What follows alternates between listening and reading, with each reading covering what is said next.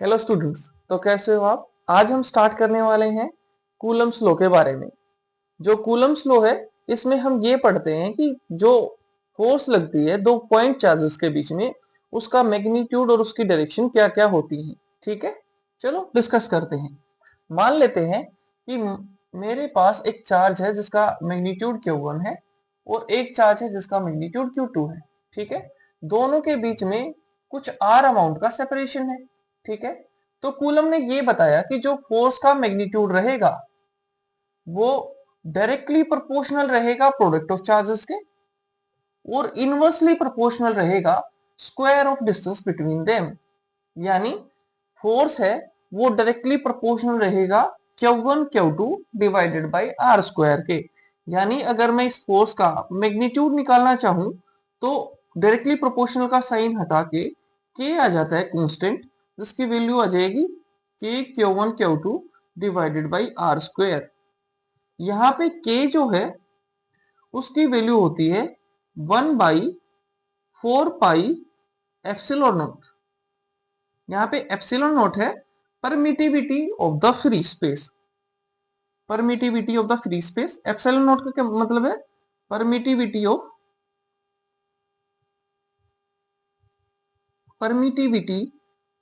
Free space. ठीक है, अभी एक बात और डिस्कस करते हैं। मान लो कि ये Q1 चार्ज है और ये Q2 चार्ज है। सपोज करो कि दोनों के दोनों पॉजिटिव चार्जेस हैं। ठीक है, तो इन दोनों पे जो फोर्सेस लगेगी, मान लो कि इस चार्ज पे फोर्स इस डायरेक्शन में लगेगी और इस चार्ज पे फोर्स, क्योंकि दोनों पॉजिटिव चार्ज हैं तो ये रिपेल करेंगे, इसीलिए इस चार्ज की वजह से यहाँ पे फोर्स जो लगेगा वो बाहर की तरफ लगेगा और वो लगेगा force on second due to first के बराबर। ठीक है, और इस चार्ज पे फोर्स इस डायरेक्शन में लगेगा जो कि होगा force on first due to second. ठीक है, हालांकि कूलम ने ये ऑब्जर्व करा एक्सपेरिमेंट से कि F12 और F21 का जो मैग्नीट्यूड आता है वो हमेशा इक्वली रहता है। यानी magnitude of F12 is always equal to the magnitude of F21। ठीक है, और ये भी ऑब्जर्व किया गया कि दोनों ही फोर्सेस की जो डायरेक्शन है वो हमेशा ही ऑपोजिट मिलेगी। यानी अगर मैं एक पॉजिटिव और एक नेगेटिव चार्ज ले लूं, मान लो ये पॉजिटिव चार्ज हो और दूसरा वाला नेगेटिव चार्ज हो, तो उस टाइम पे दोनों में अट्रैक्शन होगा। तो नेगेटिव वाला चार्ज है ये पॉजिटिव चार्ज को इस तरफ खींचेगा और पॉजिटिव वाला चार्ज है ये नेगेटिव वाले चार्ज को इस तरफ खींचेगा। यानी दोनों के जो फोर्स आएगी दोनों के बीच में वो अभी भी ऑपोजिट डायरेक्शन में ही है। ठीक है, जैसे पीछे पढ़ा था हमने कि जो फोर्सेस हैं वो अपोजिट डायरेक्शन में ही लगेंगी, तो यहाँ पे भी अपोजिट डायरेक्शन में ही लग रही है। मान लो ये फर्स्ट चार्ज था और ये सेकंड चार्ज था, तो force on first due to second की जो डायरेक्शन है ये इस तरफ है, हालांकि force on second due to first की जो डायरेक्शन है वो इस तरफ है। हालांकि मैं एक बात बताऊं कि दोनों फोर्सेस की डायरेक्शन हमेशा ओपोजिट रहेगी और मैग्नीट्यूड सेम रहेगा। ठीक है, ऐसी फोर्सेस हमने पहले भी पढ़ी है। न्यूटन के थर्ड लॉ में क्या पढ़ा था कि ऐसी फोर्सेस जो अलग अलग चार्जेस पे लगे या अलग अलग बॉडीज पे लगे और जिनका मैग्नीट्यूड सेम हो और डायरेक्शन अपोजिट हो, तो वो फोर्सेस एक्शन रिएक्शन पेयर बनाती हैं। इसका मतलब है कि जो इलेक्ट्रोस्टैटिक फोर्सेस हैं वो भी एक्शन रिएक्शन पेयर बनाएंगी।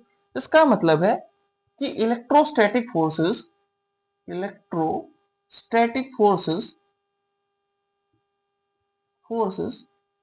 makes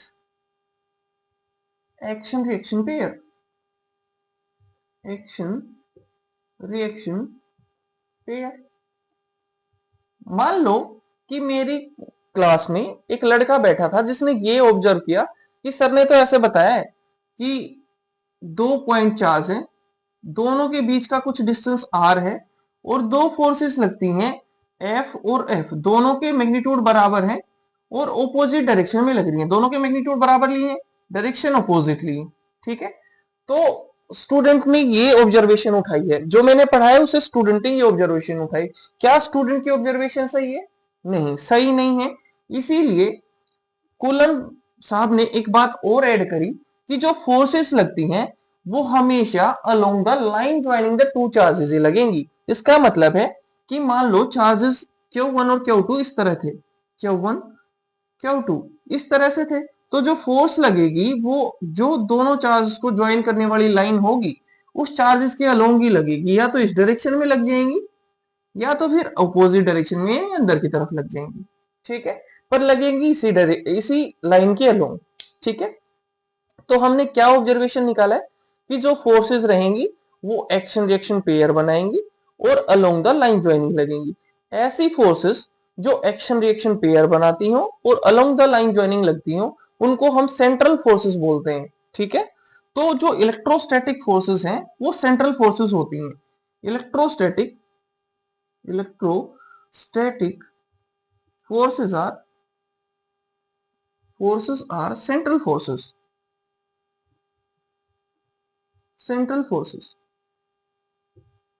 एक बात और डिस्कस करते हैं।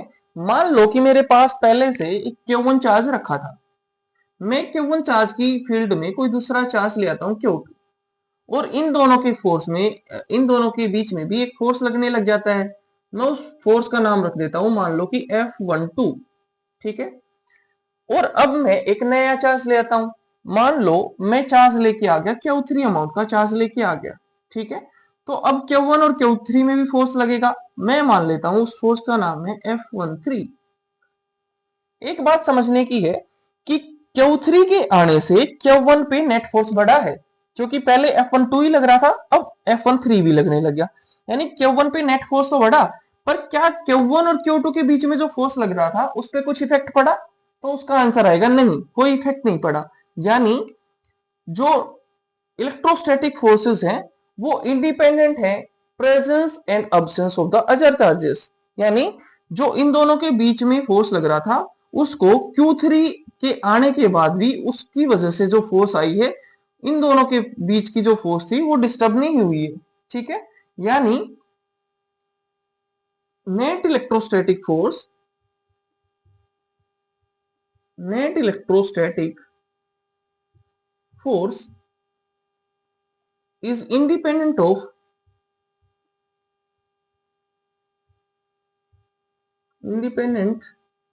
of presence and absence of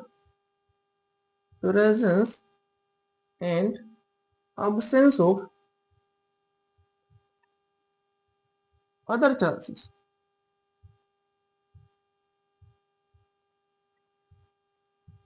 ठीक है, अभी हम कूलम्स लॉ पे न्यूमेरिकल स्टार्ट करेंगे। Thank you.